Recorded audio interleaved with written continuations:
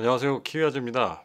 오늘 이 영상 찍는 날이 3월 30일, 즉 뉴질랜드에서 록다운이 시작된 지 5일째 되는 날입니다. 보시다시피 저도 급하게 집으로 옮겨서 재택근무를 하고 있는데요. 자, 근데 현재 뉴질랜드에 있는 모든 사람들 사이에서 가장 핫한 주제가 뭔지 아시나요? 네, 바로 록다운 상황 속에서의 고용주, 직원, 그리고 급여 지급 등 고용법 전반에 대한 부분이겠죠.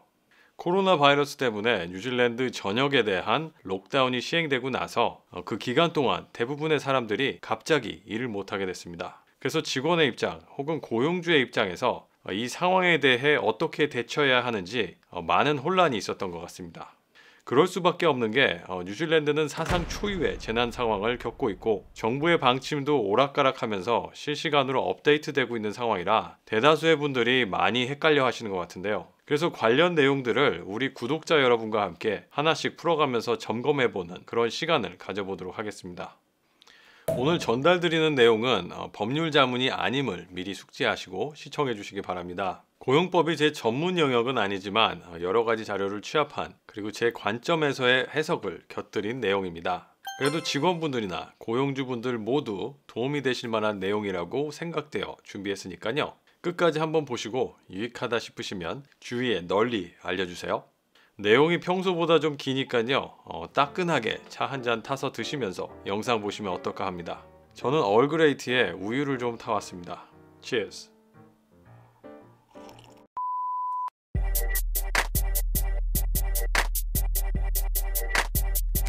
첫 번째로는 고용주가 직원에게 강제로 애뉴얼 리브를 사용하게 하는 그런 상황을 한번 살펴볼까요? 애뉴얼 리브란 그동안 직원분들이 쌓아놓은 유급 휴가를 말하죠. 한국말로는 연차라고도 표현하나요? 이와 관련된 조항은 홀리데이즈 액트의 18번 조항에서 찾을 수가 있는데요. 해당 조항에 따르면 직원이 언제 휴가를 쓰는지에 대해서는 직원과 고용주가 서로 합의해야 된다고 명시하고 있습니다. 법원이 이 조항을 해석하기로는 상호 간의 대화가 있어야 한다는 것을 암시하고 있다고 합니다. 즉 원칙적으로는 누군가가 일방적으로 정하는 게 아니고 대화를 하는 노력이 있었어야 한다는 거죠. 만일 합의가 불발되면 19번 조항이 사용됩니다. 19번 조항은 고용주에게 권한을 줍니다. 고용주는 직원이 언제 연차를 써야 하는지를 결정할 수 있고요. 대신 최소한 14일의 노티스를 줘야 합니다.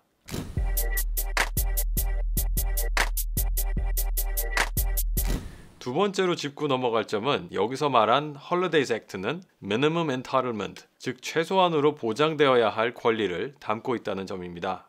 따라서 사인하신 고용계약에는 홀리데이즈 액트가 정한 선보다 후퇴한 내용들을 담을 수는 없습니다. 하지만 반대로 권리를 추가하는 건 가능하겠죠. 따라서 고용주는 직원에게 그렇게 축소된 권리에 대해 동의할 것을 종용할 수는 없습니다.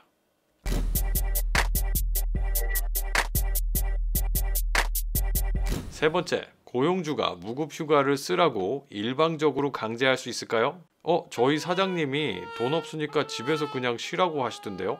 아닙니다. 고용계약의 조건에 대한 변경이 있는 경우 항상 동의가 있어야 하고 별도의 계약서가 작성이 되어야 합니다. 물론 고용 형태에 따라서 다를 수도 있는 게 예를 들어서 캐주얼 직원이라면 일거리가 없으니 나오지 말라고 하면 그만이겠죠. 하지만 정직원 같은 경우는 직원의 동의가 필요하죠. 무급휴가를 쓰게 하는 것처럼 근무 시간을 줄이거나 급여를 줄이는 것도 직원의 동의가 필요한 부분입니다.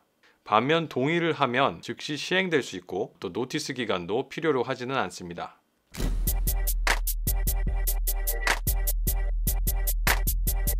네 번째, 재정난을 이유로 정리해고가 된다면 어떤 절차가 있어야 할까요?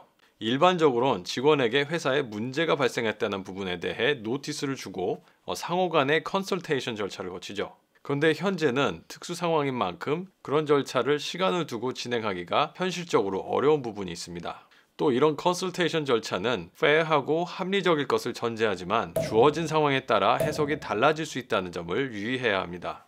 예를 들어 고용주가 레스토랑 오너인데 록다운으로 인해 갑작스레 문을 닫아서 매출이 전무하고 또 모든 방법을 동원했으나 상황 개선이 아예 불가능하다면 평시에 따르는 컨설테이션 절차를 따르지 않고 결정한 정리해고도 적법할 수 있습니다.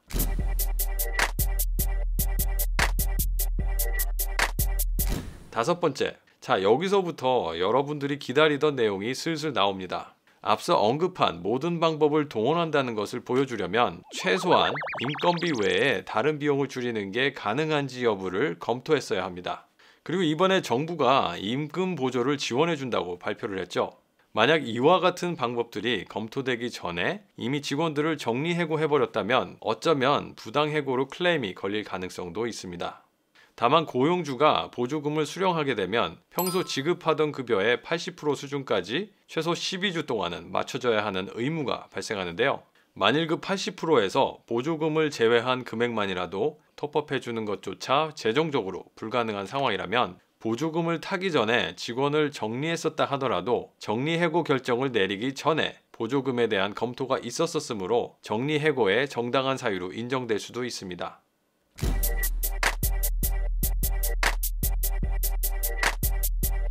여섯 번째, 이 80% 톱업에 대한 룰은 절대적인 것은 아니라고 합니다. 발표 당시에는 절대 지켜야 하는 기준이었지만 이후 룰이 완화되어 고용주는 반드시 80% 수준을 지급하기 위해 최대한의 노력을 기울여야 한다고 다시 추가적인 설명이 있었습니다. 이 최대한의 노력과 반드시 지켜야 하는 기준은 차이가 있는 거죠. 따라서 록다운 기간 동안 아무런 현금이 돌지를 않아서 톱업을 해주기가 현실적으로 불가능하다면 톱업 없이 정부에서 받은 보조금만 그대로 직원에게 전달해도 괜찮다고 합니다.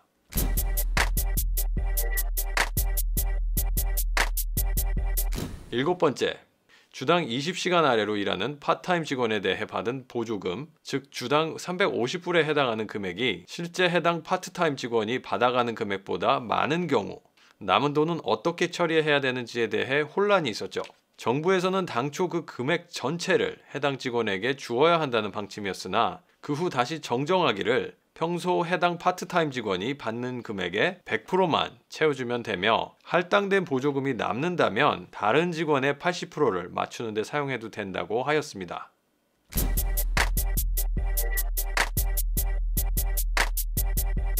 여덟 번째, 당초 정부 방침은 보조금을 고용주가 받았다고 해서 직원을 반드시 유지해야 하거나 정리해고를 할 수 없게 되는 것은 아니라고 했습니다만 이 부분은 좀 더 강화돼서요. 보조금을 탄 기간인 12주 동안에는 고용을 유지해야 한다고 바뀌었습니다. 상황상 보조금이 적용되는 12주 사이에 정리해고 절차를 밟을 수는 있겠지만 실제 해고는 12주의 기간이 끝난 후에나 가능하다고 보여집니다.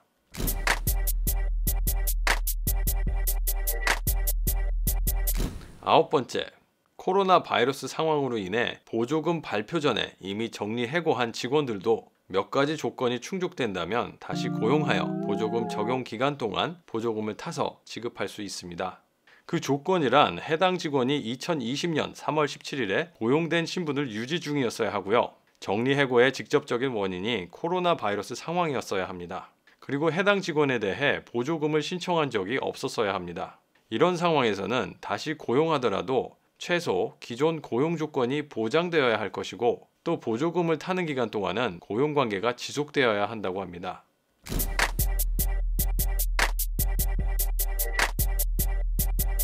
열 번째로 또 한 가지 고려해야 할 만한 부분은 일반적인 상황에서는 고용주가 요구하는 계약 내용 변경을 받아들이지 않아도 괜찮을 수 있겠지만 현재와 같은 상황에서는 예를 들어 고용주가 급여, 근무 시간을 축소하기를 원하거나 무급휴가로 처리하자고 요구를 할 때 거부한다면 고용관계에 영향을 미칠 수 있다는 점을 생각하셔야 합니다. 다른 직원들은 그런 요구를 모두 받아들였는데 본인만 거부한다면 가장 몸값이 비싼 직원이 되는 셈이라 최대한 허리띠를 조이려고 하는 고용주 입장에서는 정리 대상 1위가 되는 결과가 있을 수도 있겠죠.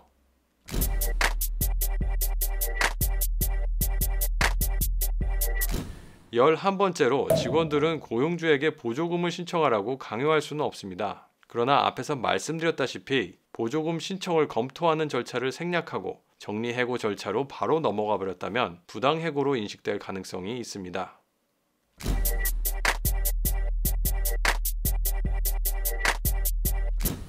12번째로 고용주의 지시가 아닌 다른 상황으로 인해 일을 못하고 있는 상황일 때 예를 들어 최근에 뉴질랜드에 입국해서 자가격리 중이라면 급여 지급은 어떻게 될까요? 조금 까다로운 이슈긴 한데요. 고용주가 직원에게 급여를 지급해야 할 의무가 발생하는 원칙을 보자면 직원이 ready, willing, able to work 인 상황이어야 한다고 하는데요. 직원이 일할 준비가 돼 있고 일할 의지가 있으며 실제로 일을 할 수 있는 상황이어야 한다는 거죠. 만약 자가격리의 상황이라면 not ready to work, 아픈지 안 아픈지 모르죠. not able to work, 자가격리 지침으로 인해 그렇죠. 따라서 그런 상황에서는 페이가 안 나가도 된다고 봅니다. 하지만 직업에 따라서 재택근무가 가능하다면 일을 지속할 수 있게끔 고용주가 배려를 해주고 또 그게 가능하다면 페이가 지급이 되어야겠죠.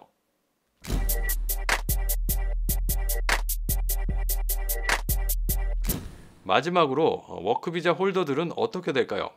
예를 들어 에센셜 스킬스 워크비자 홀더들처럼 고용주의 종속된 형태의 비자를 갖고 있다면 주당 30시간 이상 일해야 되고 또 미드스킬 이상의 비자라면 일정 시급 이상을 받고 일하게 돼 있죠. 록다운 상황에서 이런 조건을 지킬 수 없다면 평시에는 비자 조건 위반이라고 간주하고 발각되면 비자를 취소하려고 할 수도 있겠지만 상황이 상황인 만큼 이번에는 눈 감고 넘어가 줄 것이라고 생각하고요. 또 록다운 해제 후에도 정상화될 때까지 일정 기간 동안에는 어느 정도 유예 기간을 적용시켜 주지 않을까 그렇게 기대해 봅니다. 오늘 얘기한 내용은 관련 법률 그리고 정부에서 발표한 내용을 기초한 내용입니다만 사실 법보다는 주먹이 가깝다는 말이 있는 것처럼 지금과 같은 혼돈의 상황에서는 권리를 따지고 주장하기가 현실적으로는 쉽지는 않죠. 물론 시시비비를 가려보면 권리 침해가 있었다든가 등의 여러 결과에 도달할 수도 있겠지만 몇 년이 걸릴 수도 있고 또 고용주가 재정난 때문에 폐업을 해버리는 상황이 있을 수도 있겠죠. 권리를 포기하라고 권유하는 것은 아닙니다만 이런 시국에서는 상생이 중요한 게 아닌가 생각이 드네요. 모든 분들이 이번에 정말 어려운 난관을 겪고 있을 것이라고 생각이 되는데요. 잘 추스리셔서 이 난국 헤쳐나가실 수 있도록 응원의 말씀 드립니다. 오늘은 여기서 마치겠습니다. 시청해주셔서 감사합니다.